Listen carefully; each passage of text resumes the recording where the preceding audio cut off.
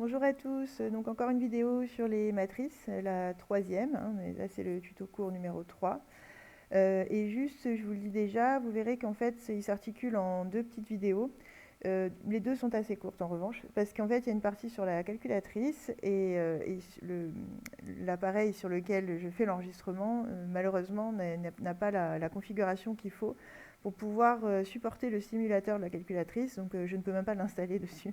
C'est pour ça que je suis obligée pour la calculatrice pardon, enregistrer sur un autre appareil. Et donc je suis obligée de faire une vidéo différente. Voilà. Donc à la suite de celle-là, vous prendrez celui qui s'appelle tuto cours 3 calculatrice. Mais bon, c'est pas très très long. Alors, donc, là, on est au grand 3, où justement, qui s'appelle justement matrice et calculatrice, parce que vous voyez bien que pour l'instant, on a travaillé essentiellement des matrices de dimension 2, 3, parfois il y avait 4 lignes ou 4 colonnes, et encore, je suis même pas sûre qu'on en ait fait des comme ça, je me souviens plus.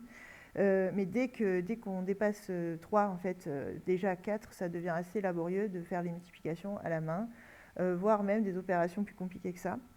Donc, on se munit quand même de la calculatrice, voire même quand c'est encore plus complexe, d'un ordinateur. Bon là, nous, calculatrice, ce sera déjà très bien.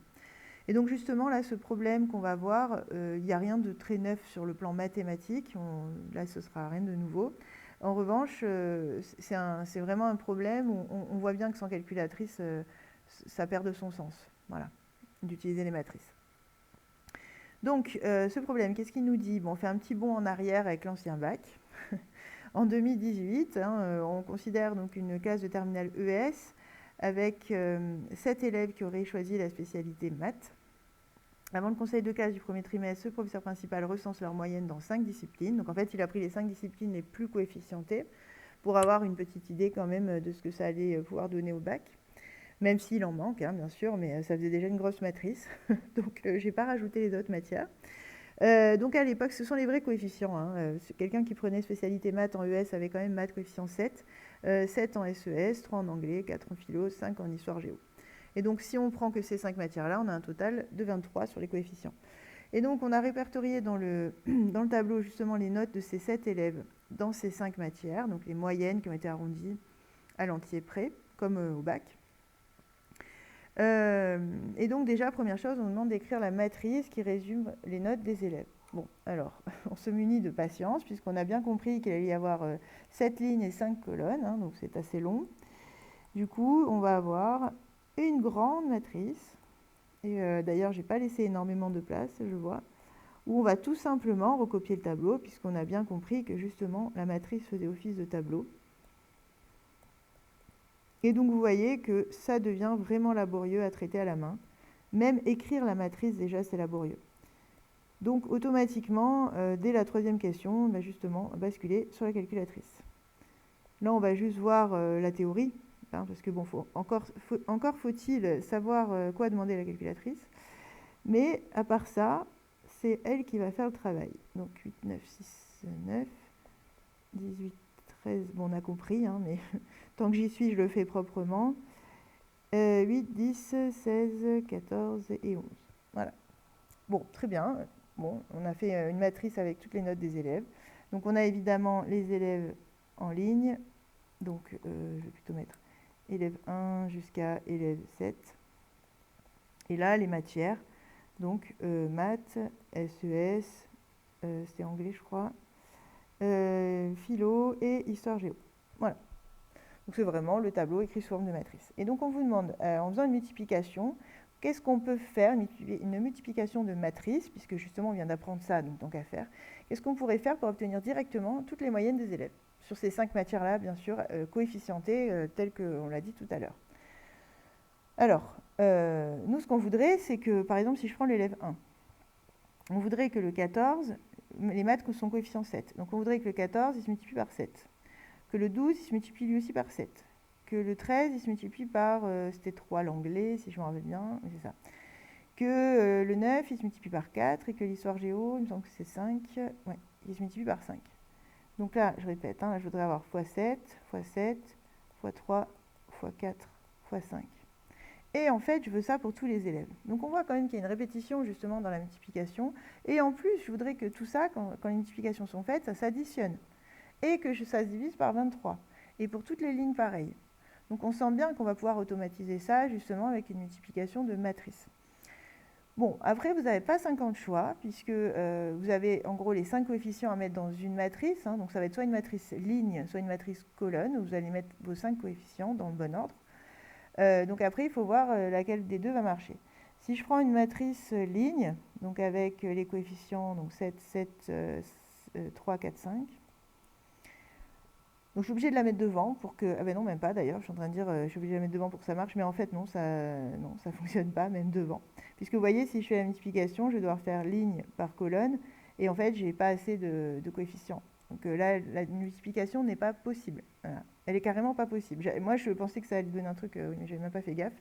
Donc elle est carrément pas possible. Donc en fait, vous n'avez pas le choix, en fait. Hein. C'est difficile de vous tromper, puisque la seule qui va fonctionner, c'est quand vous la mettez en colonne, puisque là, on a bien le même nombre de lignes pour la deuxième matrice que le nombre de colonnes pour la première. Hein, donc le nombre de colonnes de A égale le nombre de lignes de B. Donc ça marche. Et en plus, quand je fais la multiplication, je me rends compte que oui, en effet, ça fonctionne bien. Puisque si je fais donc première ligne avec première colonne, 14 fois 7, plus 12 fois 7, plus 13 fois 7, 3, pardon, plus 9 fois 4, plus 16 fois 5. Donc oui, ça fonctionne. Maintenant, il me reste un petit problème, c'est que si je fais ça, je vais avoir la somme donc, des notes multipliées par leur coefficient, mais je n'aurai pas la moyenne puisque je n'ai pas la division par 23. Donc soit je décide de faire ça et après il faudra tout que je divise par 23, soit je trouve une astuce. Et en fait, elle existe, l'astuce, c'est pas très compliqué, c'est juste de dire, au lieu de prendre le coefficient 7, je prends le coefficient 7 sur 23, 3 sur 23, etc. Puisque là, si vous faites ça, votre première ligne, là, ça va vous donner donc 14 fois 7 sur 23, plus 12 fois 7 sur 23, plus 13 fois 3 sur 23, plus 9 fois 5, non pardon, c'est 4, excusez-moi, sur 23, plus 16 fois 5 sur 23. Autrement dit, tout ça, c'est la même chose que 14 fois 7, plus 12 fois 7, plus, etc. jusqu'au dernier, le tout sur 23. Donc c'est bien la moyenne coefficientée des 5 notes de l'élève. Voilà. Et en plus, ça va se faire, parce que si vous vous rappelez comment on multiplie des matrices, hein, ça va se faire après sur la seconde ligne, et puis sur la troisième ligne, et puis sur la quatrième ligne, etc. Donc pour chacun des élèves. Du coup, si je réponds à la question, en fait, notons, on va le faire comme ça, notons B, la matrice justement colonne avec les coefficients, donc 7, 7, 3, 4, 5. Et donc on va indiquer alors A fois B, c'est-à-dire, hein, je vous avoue que j'ai la flemme de tout réécrire, mais en théorie c'est bien ce qu'il faut faire, etc. Hein, je vous laisse vous faire ça chez vous, parce que sinon la vidéo va durer 3 plombes pour pas grand-chose. Donc voilà, vous remplissez bien votre matrice. Là, on remet bien les coefficients de B. Voilà. Donc, alors, A fois B donne une matrice. Alors, ça va bien donner une matrice colonne. Rappelez-vous, hein, quand ma matrice B est une matrice colonne, le résultat aussi.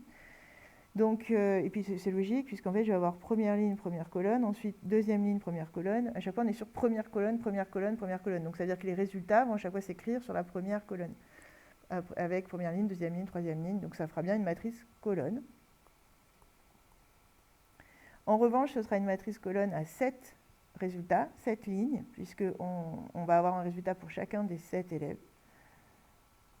Matrice colonne à 7 lignes. Récapitulant. Ah pardon, excusez-moi, j'ai oublié le sur 23 justement, qui va nous permettre d'avoir la moyenne. Autant pour moi, c'est ce que je viens de dire en plus. Voilà. Donc, récapitulant,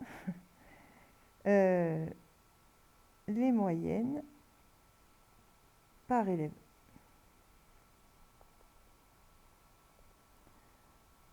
Voilà, donc voilà pour l'opération à faire. Et donc ça, évidemment, hors de question de faire ça à la main. De toute façon, vous allez avoir besoin de la calculatrice pour calculer chaque ligne, donc je ne vois pas vraiment l'intérêt du coup. Donc on va carrément lui demander de le faire. Et c'est là que je vous invite à poursuivre avec l'autre vidéo, celle où il y avait bien écrit calculatrice après tuto cours 3. Voilà, où je vais vous montrer justement comment on va taper ça sur, cette calculatrice, sur la calculatrice et qu'est-ce qu'on va obtenir. En fait, vous verrez qu'en effet, sur chaque ligne, on obtient bien un nombre entre 0 et 20 qui correspond à la moyenne de chacun des élèves. Voilà. Juste une précision, la vidéo sur la calculatrice est uniquement sur TI, parce que j'ai le simulateur que de TI, comme au lycée on est équipé TI. Donc Casio, je vous invite à suivre les directives qu'il y a juste en dessous. Normalement, vous en sortez même sans que je vous montre, hein, mais bon, on sait jamais. Unimworks, pareil. Voilà. Désolé pour ceux qui n'ont pas une TI. Si vous avez un souci, bien sûr, vous venez me demander directement, hein. Il n'y a pas de souci. Normalement, je devrais savoir répondre. Je devrais. Bon, en tout cas, bon courage à tous et à très très bientôt pour certains, puisque je vois le groupe A cette semaine.